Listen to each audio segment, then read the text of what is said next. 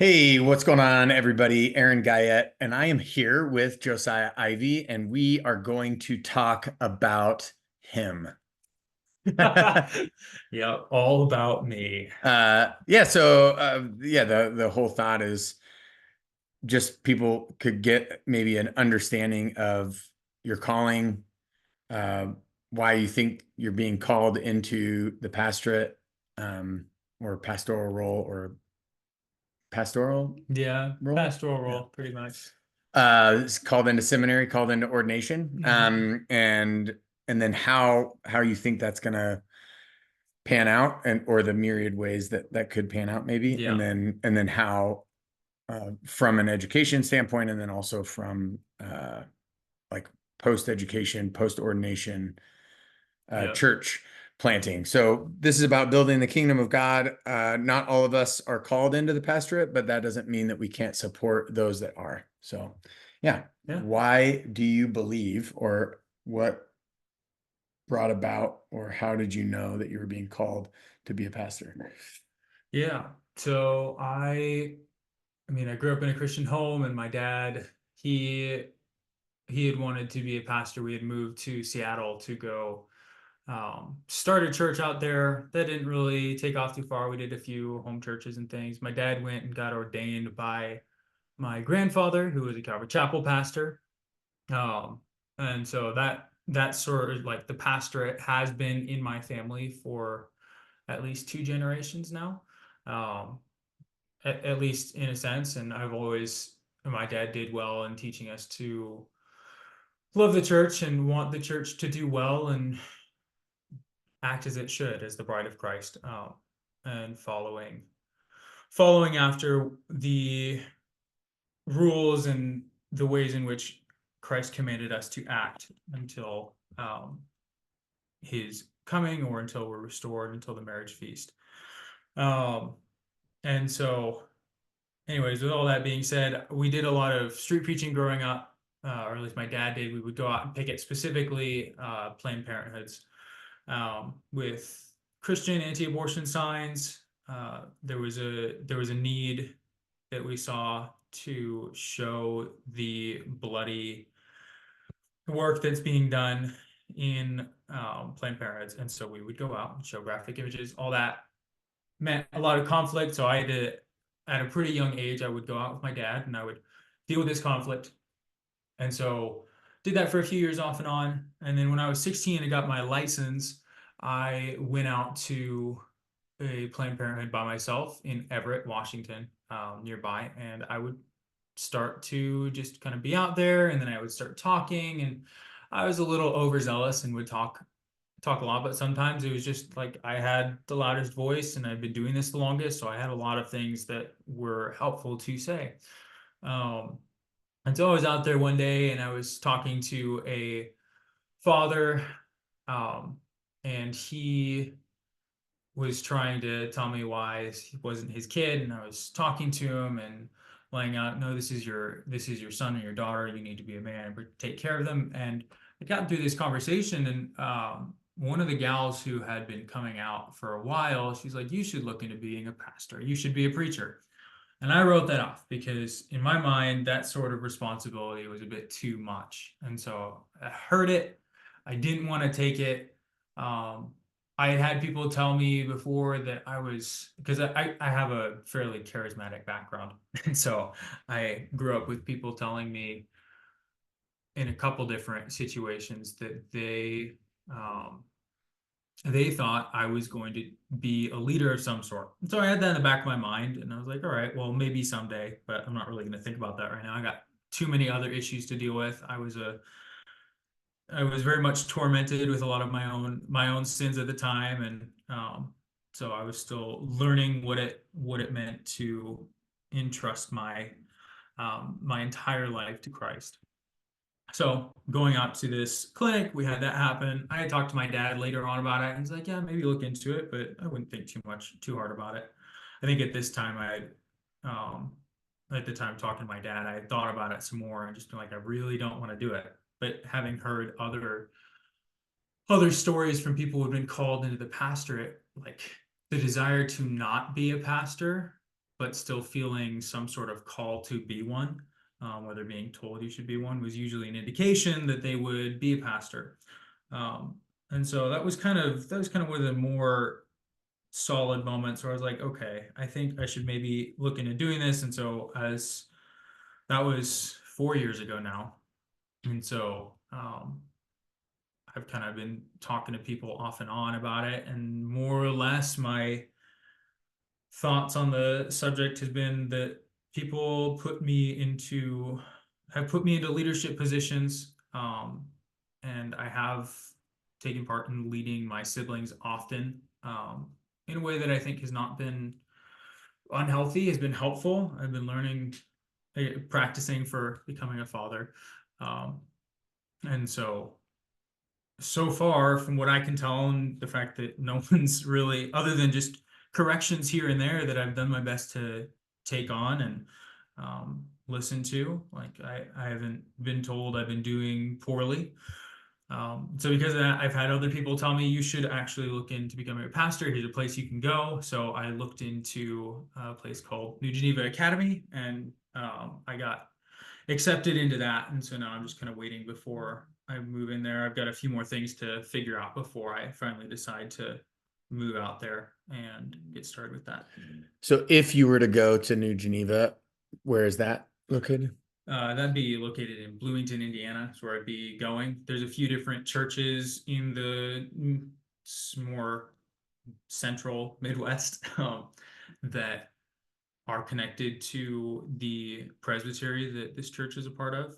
But the church I would be going to is in Bloomington, Indiana. Mhm.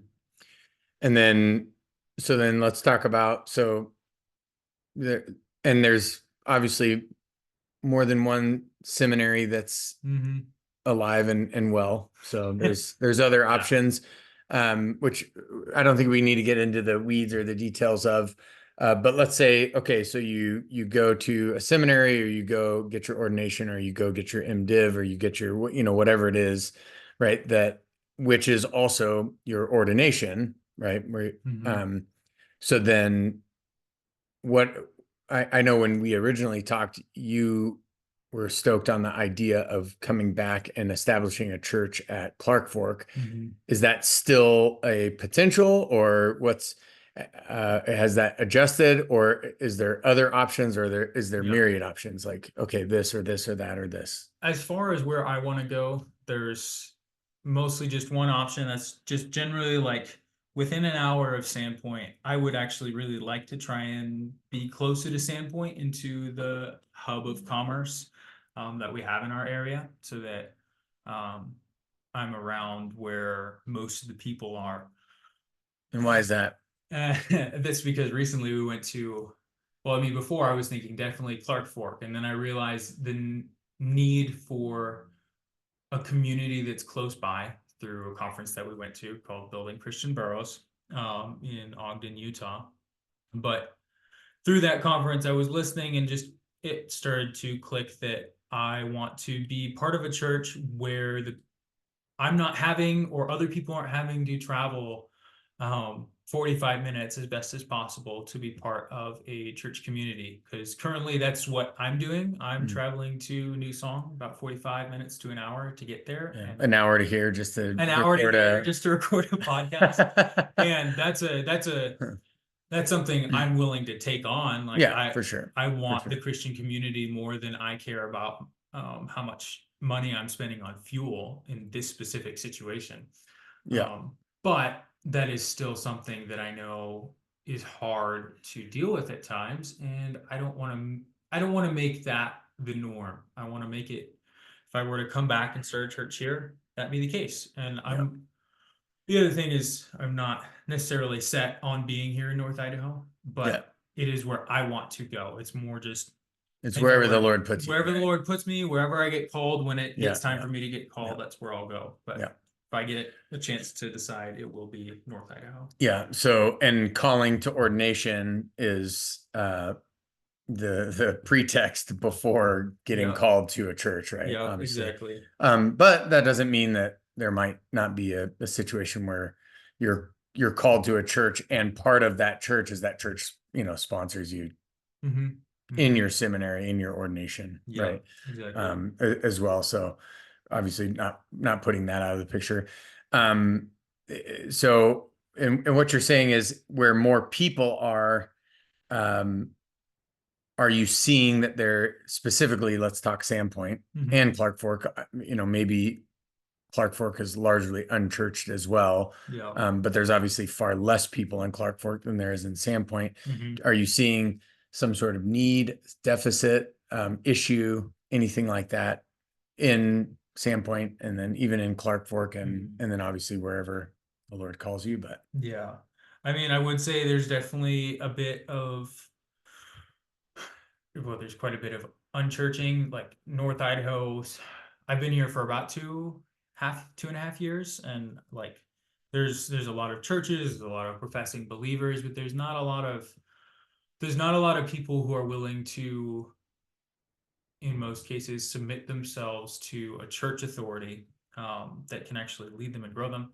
So I I think that's something that's been lacking here, but also just in general, like there's not a lot of really solid churches. There's a lot of churches that are really um, either relaxed on the big issues that are plaguing our culture, such as sexual confusion or just degeneracy, um, and or just the lack of fathers in culture and people who are fathers and that they're taking care, like they're providing for their children, but they're only providing maybe the financial for their children, and they're not being present and helping grow them into Christians who follow the Lord with their heart, soul, mind, and strength.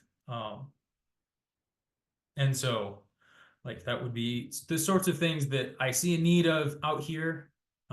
Just the fact that it took me such a long time to find New Song, and find Christian brothers who are willing to kind of do things together, and they were pushing fellowship in a way that was healthy, and I wanted that fellowship and that mentorship, being a 20-year-old, 19-year-old at the time. Like I wanted men that I could go to and spend time with and grow and learn from, um, who had skills to teach me. yeah, And so, anyways, just kind of that lack of all of those things is the stuff I'm looking at when I want to come back. yeah. And it's not like your father was like a fatherless Yeah, father. He was a no, father, but every father probably has shortfalls, blind exactly. spots, And things like that. I mean, something that I learned through listening to certain other pastors, is just that like your father has a lot that he can teach you, and in certain ways he knows you better than anyone else does, because most likely you are just the spitting image of your father. um, but that also means there are certain shortcomings that if you want to get rid of those things, it's good to put yourself around a wide variety of men who can see those shortcomings that you have, that have just kind of been passed down, and call you to be a more mature man in Christ. Yeah. Well, and I think the cool part is I think your dad would actually echo that sentiment. Yeah. Yep. Right. Like, Exactly. Yep. no, yeah, go work for somebody, some other man, or Exactly. go mentor under this pastor or under this person or Yep. whatever. Yeah. Yeah. Yep. That's cool. Um, yeah. So do you have any delusions of grandeur Of as course I a do. young 20-year-old? Of course I do. I mean, Yeah. I do, and I'm double that age, so Yeah. Yeah. Yeah. why I not? I do. I mean, I don't know. It's kind of hard to tell. The one problem is some of those delusions of grandeur. If you're stuck in them, it's kind of hard to tell they're delusions. Yeah, well, Um, I mean, the thing is that was a more tongue in cheek. yeah, yeah. They're maybe they are visions that become Mhm. reality, right? And Yeah. we can laugh at the delusions of grandeur, but I'm just saying, are there any big vision things that you foresee or would like or think you desire or are moving toward Mhm. that, it would only be God that could allow that to happen. Yeah. Yeah. In any, whether it's, going to a going to a particular seminary or learning from particular people or doing something um, tremendous, whether it's for a small community, for a nation, for a whatever. And obviously you're a pretty humble guy, so I'm trying to like draw out maybe Yeah. some of your ridiculous romanticism, I definitely have one that which I kind isn't of struggle. ridiculous. Yeah, no, I get it. I get it.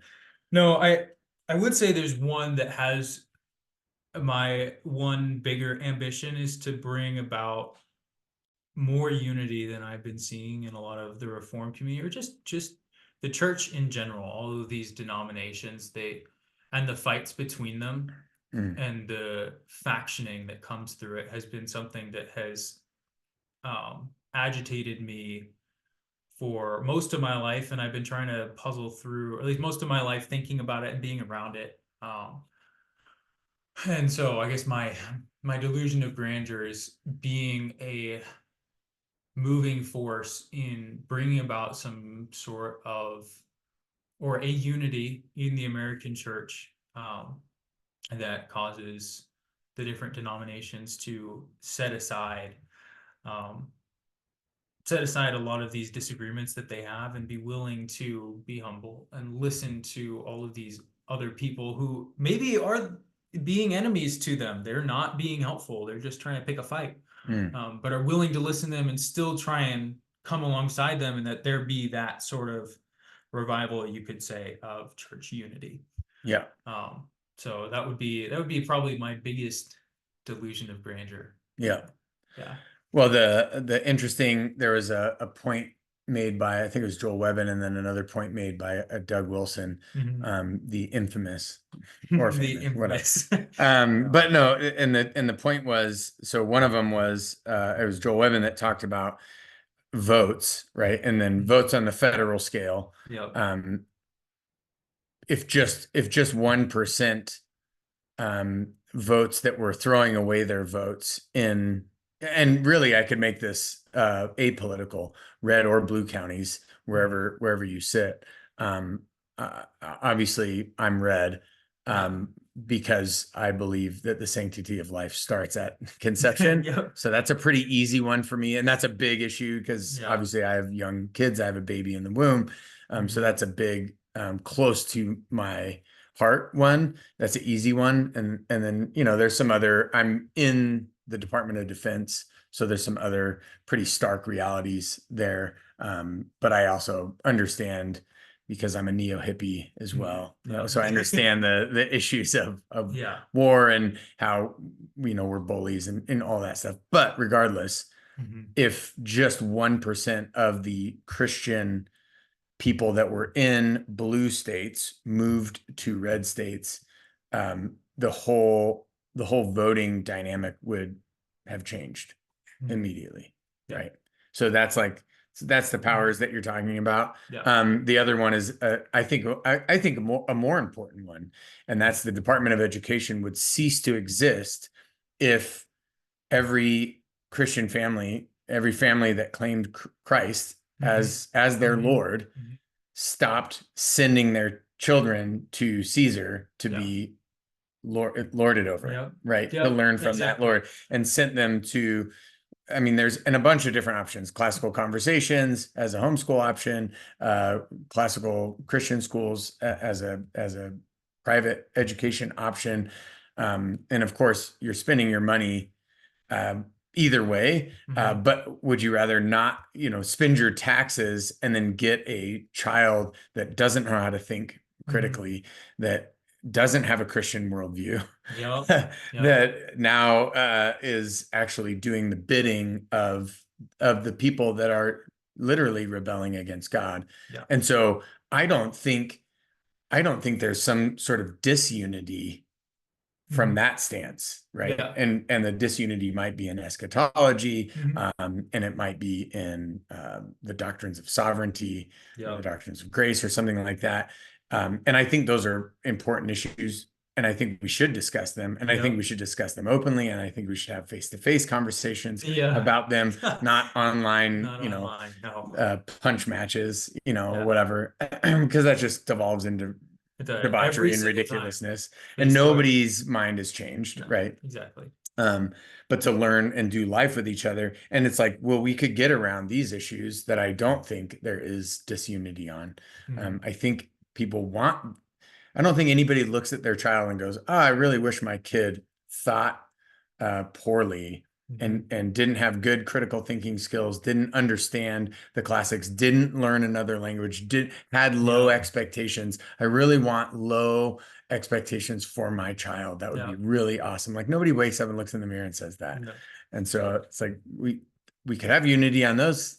topics, and so then identify where we have unity, Yep. right? Unity in Christ, unity on education, unity on the sanctity of life. And then from there, it's like, okay, yeah, so we depart here, and maybe I'll never convince you, but that doesn't mean I love you less. That doesn't mean I'm not united Yep. in the Yep. things that matter, right? Exactly. Yeah, so I don't Yeah. think that's a delusion of grandeur. Yeah. And maybe it is. I don't know. Yeah. I don't know. I prayerfully and hopefully think that in Christ we can all, Yes. yeah, have that. I think that's awesome. I think Yeah. that's a great vision. I'd support that. Yeah. Yeah. Yeah. I'm hoping that'll be okay. I say delusion of grandeur because I still don't really know how to get everyone in America on board with that. But Yeah. Well, yeah. it would have to happen Sandpoint wide, right? Yep. Before Sam, it can happen Idaho wide, before it can happen nationwide. exactly. And you start small, and then the Lord will bless that. But as more Christian communities start to do that, or just places, I guess counties and wherever you can draw a line and say this is this place. Mm, Um, regions, that's the right word I'm looking for. yeah. Sorry. Yeah. But as regions start taking that on, um, other regions get the gumption to start doing it themselves and like, look at what these people did over here. I Yeah. think we can do that. And so you see being a pastor as you'll take a primary role in Yeah, I would. ecumenical activities or Yeah, unity in the that church body. that's my goal. Yeah, is to. I mean, that's just something that like, as part of Josiah, I would be personally irked. That's one of my personal goals is to be as ecumenical as I am capable of being while still honoring God. And like not causing issues where there is not an issue to be caused. I Yeah. guess, yeah. And so, I like everyone to be friends with each other. Yeah. So would you maybe then like post up a rainbow flag outside of your church? Yeah, that's where it goes beyond the honoring God. Oh, Yeah, no, that's interesting. yeah, so then it just becomes a matter of like, okay, so where am I capable of drawing those lines, and Yeah. how do I figure out where to do that? Um, that's kind of the steps I'm working on now is like, what do I think needs to be done to Yeah. get to that point? Yeah. Um, so yeah, I mean that's kind of where that high ambition is going. Yeah, I love that. Well, so Yeah. I think yeah, maybe we'll touch in how are you and your family doing? Mhm. Uh, I know you're single. So where are you at uh, in terms of hopes for getting married or relationships? Um, and I think that would, and then where are you at in terms of preparing from an education standpoint? Mhm. Because you're going to do a lot of reading and a lot of work. My guess would be right Yep. in some sort of More than ordination what I'm seminary used to, process. sadly. Yeah. So So yeah, let's check in family first. How's you talked a little bit about your dad, but how's mhm. mom, Yeah, dad, everyone siblings? everyone is, I mean, everyone's healthy and doing well. Like we've grown a lot since we all started the move to Idaho. I moved out here about a year and a half before my family did.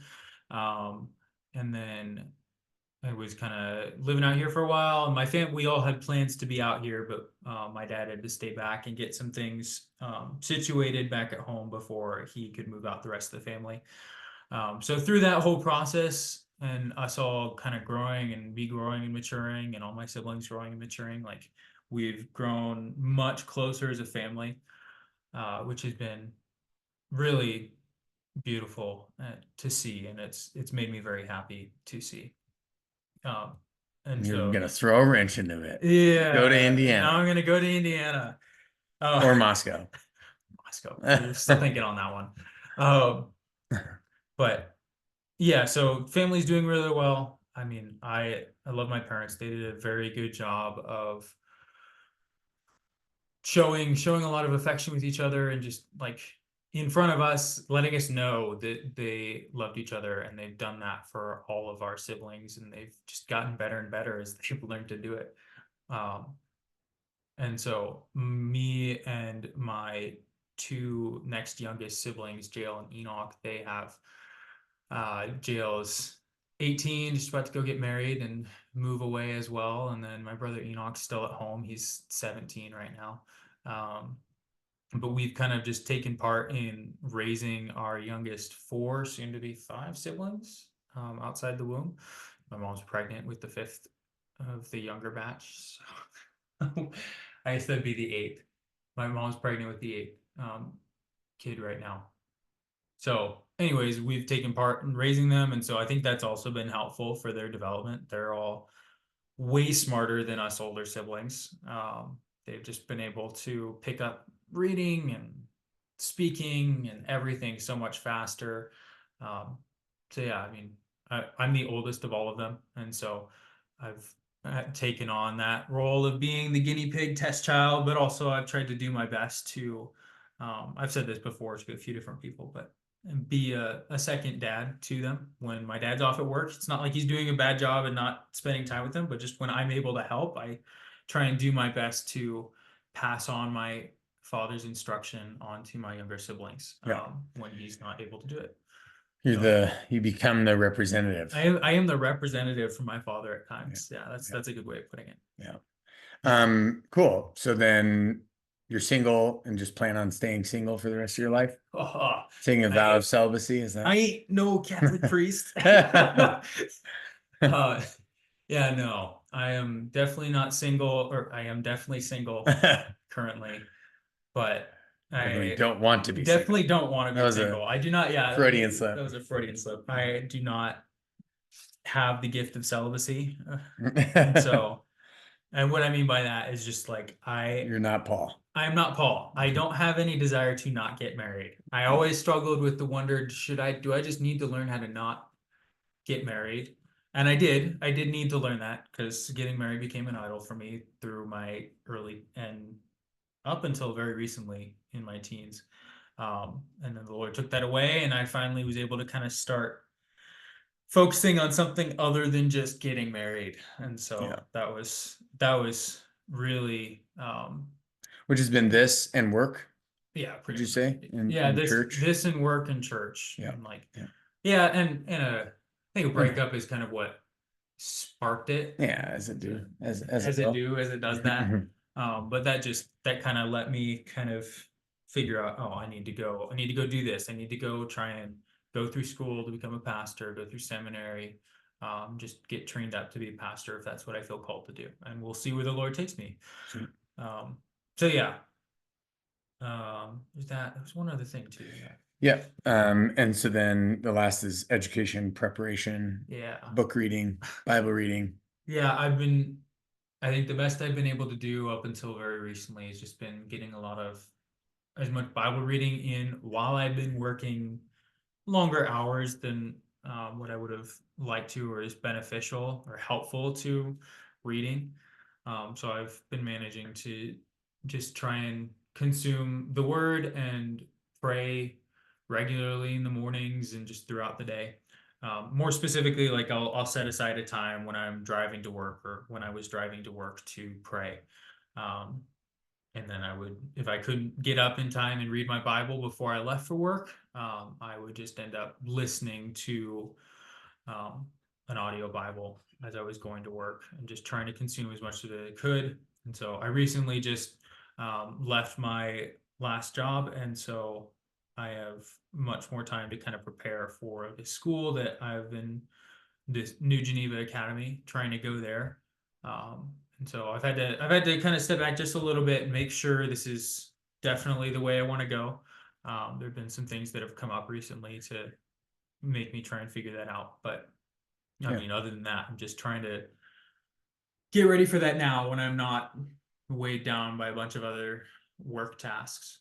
Yeah. So, yeah, Well, and by we, I mean me and anybody else, want to support you in yeah, prayer. We want to support you um, in some way, shape, or form, hmm, smaller or large financially. And then we thought that and by we, I mean me and the mouse in my pocket, thought that that having a consistent recording, and so this is just the first, hopefully, of many over the course of the next couple of years. And hmm, then selfishly, it'll be awesome for me just to hear from you and yeah, how you're doing, and just check hmm, in with you, give us a regular time to check in. yeah, But that'd be then I awesome. think hopefully for the larger church body, um, and even some local church bodies, plural, or at least a local church body can, get behind you and go, hey, we're supporting you, and cool, we're actually getting real-time feedback of how that's going. Hmm. And because we know that this is kingdom building, right? Yeah, Kingdom building starts with seminary education, ordination, then a church calling, right? And then building a church, and all of that. So whether it turns into a church plant or turns into, having a pastor here locally, or yeah, whatever that case might be, I think, yeah, I'd find myself in a sort of a ridiculous spot if I wasn't trying to do something to support that. So that's hmm, all this was. awesome. And yeah, this is great. Yeah, So thanks for likewise. Thank you. giving us your time and Yeah, sharing the kind of the beginnings of it. And I'll be stoked to hear personally from you how it's going, but then also hear on this, yeah, like, in chunks, like, oh, and now you're doing this, and now yeah. we're doing that, and now we're doing this. So Yeah, and somewhat selfishly, it's nice to potentially look forward to seeing or having or being able to look back and see what progress I've made as I've yeah, gone. So yeah, yeah, and it'll see how be young and dumb you looked yeah, back that too. back in the day. Yeah, no, got plenty of those already. Yeah, I guess me I'll just too. add to it. Yeah. But yeah, awesome. Well, Josiah, Ivy, thank you so much. Thank you very much, Aaron.